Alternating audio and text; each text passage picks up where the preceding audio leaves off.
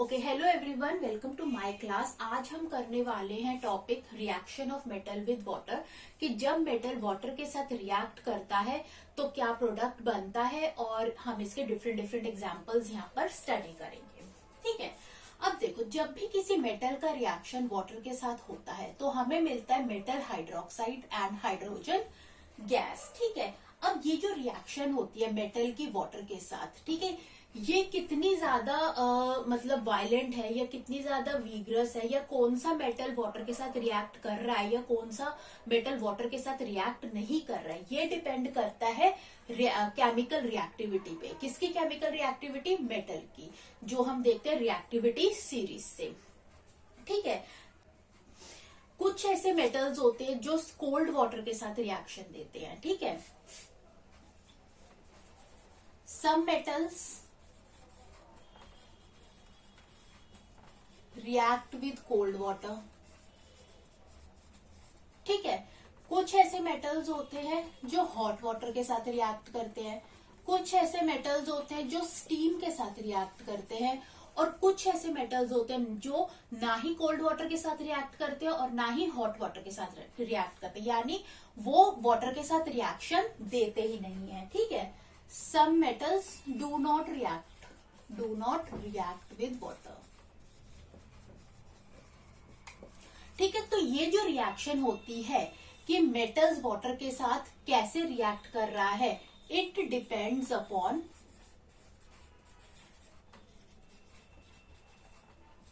Chemical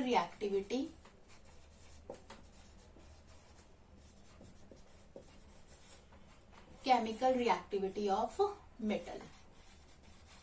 ठीक है, तो ये जो रिएक्शंस हो रही है कि एक मेटल कोल्ड वाटर के साथ रिएक्ट करेगा या हॉट के साथ करेगा या स्टीम के साथ करेगा या फिर रिएक्ट ही नहीं करेगा, ये डिपेंड करता है मेटल की केमिकल रिएक्टिविटी पे। ठीक है, अब हमें पता है कि जो मेटल होता है वाटर के साथ रिएक्ट करने पे बनाता है metal hydroxide and hydrogen gas. ठीक है, लेकिन अब यहाँ पर एक चीज और है, दिस इज ए। बी कहता है कि ये तो हो गया कि जब मेटल कोल्ड वाटर या हॉट वाटर के साथ रिएक्ट कर रहा है तो वो बना रहा है मेटल हाइड्रोक्साइड, लेकिन अगर मेटल स्टीम के साथ रिएक्ट कर रहा है, ठीक है, तो वो बनाता है metal oxide plus hydrogen gas.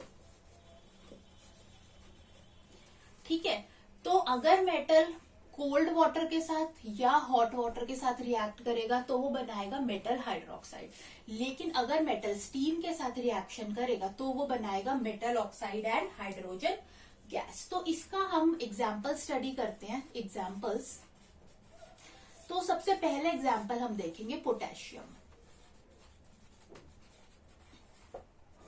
ठीक है, पोटेशियम जो होता है, जैसे कि आप देख सकते हैं ये रिएक्टिविटी सीरीज है। पोटेशियम जो हो रहा है हाइड्रोजन से, इसकी प्लेस क्या है, ये सबसे टॉप मोस्ट मेटल है यहाँ पर रिएक्टिविटी सीरीज का। ठीक है, तो जो भी मेटल हाइड्रोजन से ऊपर होते हैं वो ज्यादा रिएक्टिव होते हैं और वो हाइड्रोजन को इजीली क्या कर सकते हैं, डिस्प्लेस कर सकते हैं। ठीक है, तो इसका रिएक्शन देते हैं पोटेशियम का। पोटेशियम जो होता है जब वाटर के साथ रिएक्ट करता है तो इसका रिएक्शन कोल्ड वाटर के साथ होता है। ये कोल्ड वाटर के साथ रिएक्ट करता है और बहुत वायलेंटली रिएक्ट करता है, मतलब ये रिएक्शन एकदम वायलेंट रिएक्शन होता है। ठीक है, तो जैसे कि इसकी रिएक्शन देख लेते हैं।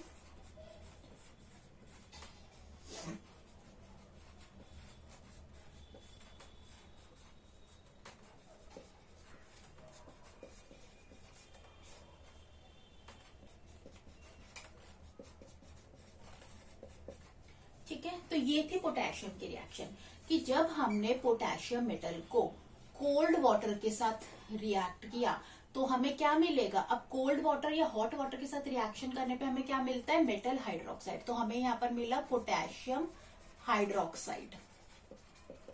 ठीक है, प्लस हमें क्या मिलेगी, हाइड्रोजन गैस मिलेगी, और हमें क्या मिलेगी, हीट। अब यहाँ पर हीट रिलीज हो रही है, इसीलिए ये जो रिएक्शन होता है एक्सोथर्मिक होता है। ठीक है, लार्ज अमाउंट ऑफ हीट जो होती है यहाँ पर रिलीज होती है, और इसी हीट की वजह से ये जो हीट रिलीज हो रही है, ये जो हमारी हाइड्रोजन गैस बन रही है, ये इस हीट को क्या करेगी, एकदम कैच कर लेती है, वायलेंटली कैच करेगी, और क्या करेगी, बर्न होना शुरू कर देगी। ठीक है, सो H2 gas catches fire immediately, catch fire immediately. ठीक है, तो ये जो रिएक्शन होता है पोटेशियम का कोल्ड वाटर के साथ, ये बहुत वायलेंट रिएक्शन होता है। लार्ज अमाउंट ऑफ हीट यहाँ पर रिलीज होती है, जिसकी वजह से हाइड्रोजन गैस क्या करती है, बहुत इमीडिएटली, बहुत वायलेंटली फायर को क्या करती है, कैच करती है, जलने लगती है। इसीलिए पोटेशियम जो होता है ना, ये reaction very very reactive metal है, वेरी वेरी रिएक्टिव। पोटेशियम क्या है, वेरी वेरी रिएक्टिव है, और रिएक्टिविटी सीरीज में भी इसकी प्लेस क्या है, टॉप मोस्ट है। ठीक है, ओके। नेक्स्ट मेटल जो पोटेशियम के बाद देखना है वो है सोडियम। सोडियम मेटल Na से हम लिखते हैं। ठीक है, तो इसकी रिएक्शन देख लेते हैं। अब जो सोडियम भी होता है ये भी कोल्ड वाटर के साथ रिएक्ट करता है। ठीक है, कोल्ड वाटर के साथ रिएक्ट करता है। इसकी रिएक्शन क्या होती है, देखो सोडियम ने जब कोल्ड वाटर के साथ रिएक्ट किया तो क्या बनाएगा, हाइड्रोक्साइड बनाएगा, मेटल हाइड्रोक्साइड। तो हमको यहाँ पर मिलता है, ये लिक्विड है, 2NaOH aqueous plus H2 plus heat. तो यहाँ पर इसने क्या बनाया, सोडियम हाइड्रोक्साइड बनाया। इसको बैलेंस कर लो। ठीक है, ये आ गया 2Na plus 2H2 gives 2NaOH plus H2 plus heat. तो इसने यहाँ पर बनाया सोडियम हाइड्रोक्साइड। ठीक है, अब ये जो रिएक्शन हुआ इसमें भी हीट रिलीज हुई, large amount of heat release होती है। तो ये रिएक्शन भी क्या होता है, जैसे पोटेशियम की तरह एक्सोथर्मिक रिएक्शन होता है। जो भी हीट यहाँ पर रिलीज होती है उसकी वजह से जो हमारी हाइड्रोजन गैस है वो फायर को इमीडिएटली कैच कर लेती है। इसीलिए जस्ट लाइक पोटेशियम, सोडियम भी क्या है, वेरी रिएक्टिव है। Sodium is also very reactive. ठीक है, ओके। नेक्स्ट जो इसके अंदर मेटल आता है, जो थर्ड मेटल हमने पढ़ना है वो हमने पढ़ना है कैल्शियम। ओके, अब जो कैल्शियम जो होता है, ठीक है, ये भी कोल्ड वाटर की तरह कोल्ड वाटर के साथ रिएक्शन देता है। ठीक है, अब इसका रिएक्शन देख लेते हैं। जैसे कैल्शियम है सॉलिड फॉर्म में, इसको हम वाटर के साथ जब रिएक्ट करेंगे लिक्विड फॉर्म में तो ये बनाएगा हाइड्रोक्साइड बनाएगा, CaOH2 एक्वस, कैल्शियम हाइड्रोक्साइड इसने बनाया प्लस H2 गैस इसने बनाई। ठीक है, लेकिन इस रिएक्शन में क्या होता है कि यहाँ पर जो हीट रिलीज होती है, यहाँ पर ये जो हीट मिल रही है हमें, ये less amount of heat release करेगा। ये इतने जो H2 गैस को बर्न करने के लिए इतनी ज्यादा सफिशिएंट नहीं है। इसीलिए कैल्शियम को लेस रिएक्टिव माना गया है as compare to sodium and potassium. तो यहाँ पर लिख लो कि हीट प्रोड्यूस इज लेस, कम अमाउंट ऑफ हीट प्रोड्यूस होती है, which is less sufficient, which is less sufficient to burn H2. So reaction is less violent. जितने ज्यादा वायलेंट, जितना ज्यादा मतलब रैपिड रिएक्शन सोडियम और पोटेशियम के साथ होता है उतना ज्यादा रैपिड रिएक्शन कैल्शियम के साथ नहीं हो पाता। क्यों? क्योंकि कम अमाउंट ऑफ हीट रिलीज होती है। ठीक है, और ये अमाउंट ऑफ हीट जो मतलब जितनी भी अमाउंट ऑफ हीट रिलीज हुई है ये लेस सफिशिएंट है, इतनी ज्यादा अमाउंट में नहीं है कि वो हाइड्रोजन गैस को क्या कर सके, बर्न कर सके। ठीक है, so the reaction is less violent, hence calcium is less reactive than potassium और सोडियम। तो सोडियम और पोटेशियम से अगर हम कैल्शियम की प्लेस देखें तो जैसे हम रिएक्टिविटी सीरीज में नीचे आते हैं तो रिएक्टिविटीज क्या होती है, डिक्रीजेस। ठीक है, इसीलिए कैल्शियम को सोडियम और पोटेशियम से क्या माना गया है, लेस रिएक्टिव माना गया है। ठीक है, अब एक चीज और, यहाँ पर जो हाइड्रोक्साइड्स बन रहे हैं, यहाँ पर हाइड्रोक्साइड बन रहा है सोडियम हाइड्रोक्साइड, या यहाँ जो बन रहा है कैल्शियम हाइड्रोक्साइड, यहाँ पर ये जो सोडियम मेटल है इसने जो वाटर के अंदर जो H पॉजिटिव आयंस हैं उनको क्या करा है, डिस्प्लेस किया है। ठीक है, तभी यहाँ पर क्या बना है, सोडियम हाइड्रोक्साइड बना है। तो जो भी मेटल्स हाइड्रोजन से ऊपर होंगे वही हाइड्रोजन को क्या कर पाएंगे, डिस्प्लेस कर पाएंगे। और क्योंकि ये सारे मेटल्स हाइड्रोजन से क्या है, ज्यादा रिएक्टिव है, इसीलिए ये हाइड्रोजन को क्या कर पा रहे हैं, डिस्प्लेस कर पा रहे हैं, और यहाँ पर क्या बना पा रहे हैं, हाइड्रोक्साइड्स बना पा रहे हैं।